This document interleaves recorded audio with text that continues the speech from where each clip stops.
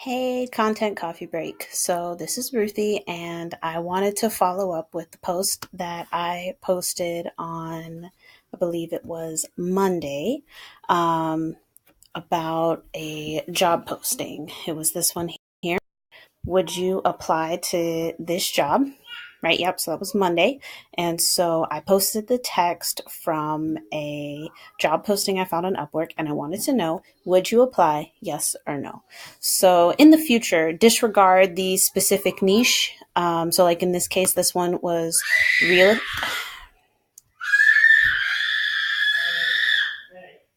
So again, a little bit more dose of my real life. That was my 2-year-old. But anyway, so this one was real estate. So in the future, just disregard that it's real estate or that it's law or that it's science, because what we want to focus on usually are some of the either red flags or the green flags for a particular job post. Okay. So yes, so commercial real estate ghostwriter. So right there for me, I'm not a fan of ghostwriting because obviously that's not something I can put into my portfolio. And it's interesting because a lot of clients don't realize that if you're trying to find a ghostwriter, you actually need to pay more.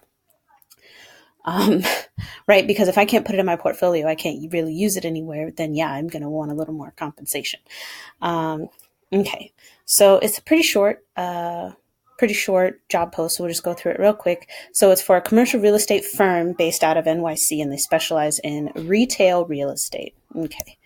So they're looking for a ghostwriter who specializes in SEO. Okay. That right there doesn't bother me. Clients, prospects normally get that wrong. You don't want someone who specializes in SEO. You want somebody who specializes in your topic, right? So in this case, retail real estate, who can write SEO friendly content. So that's what they normally mean when they type it that way. Because if you're an expert in SEO, then the articles that you would write, right, as an expert would be how to blog. So that way search engines, find your stuff. So that's not what they mean. They mean somebody who does retail real estate.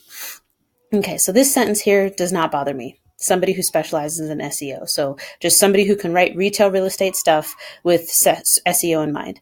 I have a website launching that I need content for, roughly 4 to 5 sections. Okay, cool. 4 to 5 sections. Maybe they got 4 to 5 pages. That's pretty average for a small website. Here's a flag, couple of sentences each. And I believe it was Karen. Karen noted that that was the problem, because if you want to write for SEO and you only want a couple of sentences each, now you've gone from white hat SEO to black hat SEO. The only way to do that is to keyword stuff for a couple of sentences. And then what's going to happen is that Google's actually going to bury that website because you did keyword stuffing, which is black hat. Okay. I want an emphasis on SEO. Okay. So she really wants that keyword stuffing and someone who can take our voice and amplify it. I have future work as well and would love to work with someone I can work with in the future as well. So this is actually also a red flag. And I commented on Christine's post because she said she liked the idea of future work. And who doesn't like the idea of future work? Of course you do.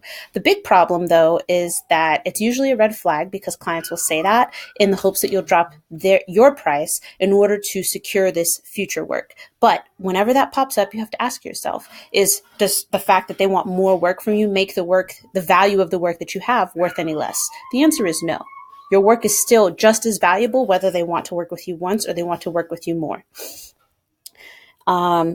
And so the other thing here, so this is kind of something that nobody commented on, and this is something that gets me a lot, is so they said they want someone who specializes in SEO. Okay, cool.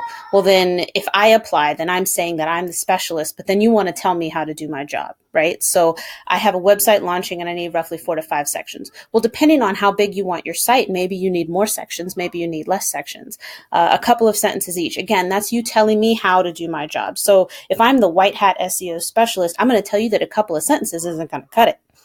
If I'm an inbound specialist, which I am, I'm also going to tell you that a couple sentences isn't going to cut it. 4 to 5 sections is not going to cut it. And your design is probably bad because that's a little bit more than I'm getting a little too far into it. But, So yeah, so that's actually a big red flag for me. I feel like when people type stuff like that, so now you're just saying a couple of sentences each to make it sound like, oh, it's not a big deal. Don't worry about it. If it's not such a big deal, then maybe you should write it. And that's normally how I feel about that. So they said they want intermediate level and $150 fixed price, but actually I am pretty sure that when she originally, oh no, yeah, it was 150. So again, so website content writing, like you could almost charge probably, if not more, at least $100 a page. I think the going rate can be somewhere around $200 a page.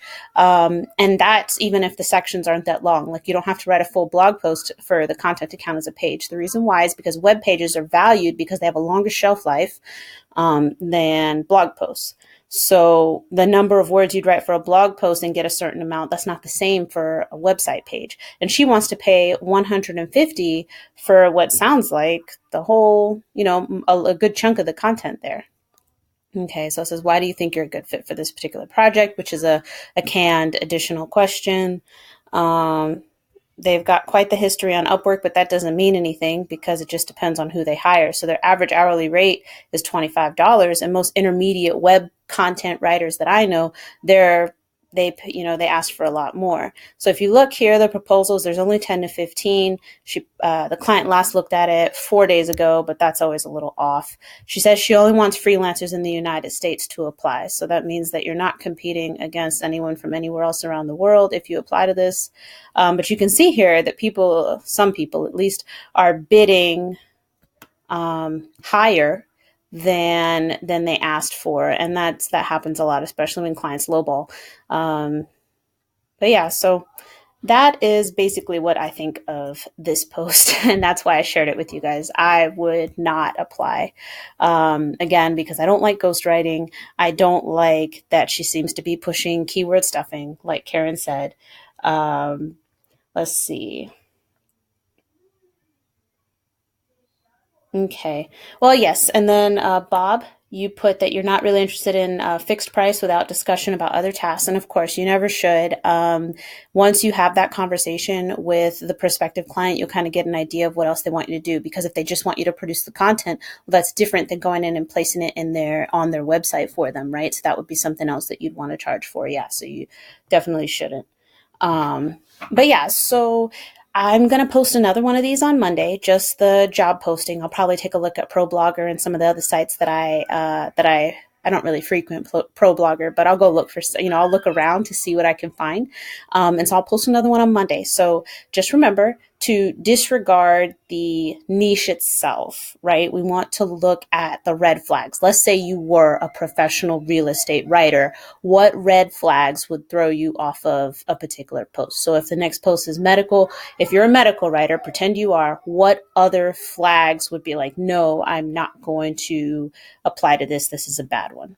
Okay, so I hope everybody's enjoying their weekend, and I would really like to see your responses to some of the things that I've pointed out here.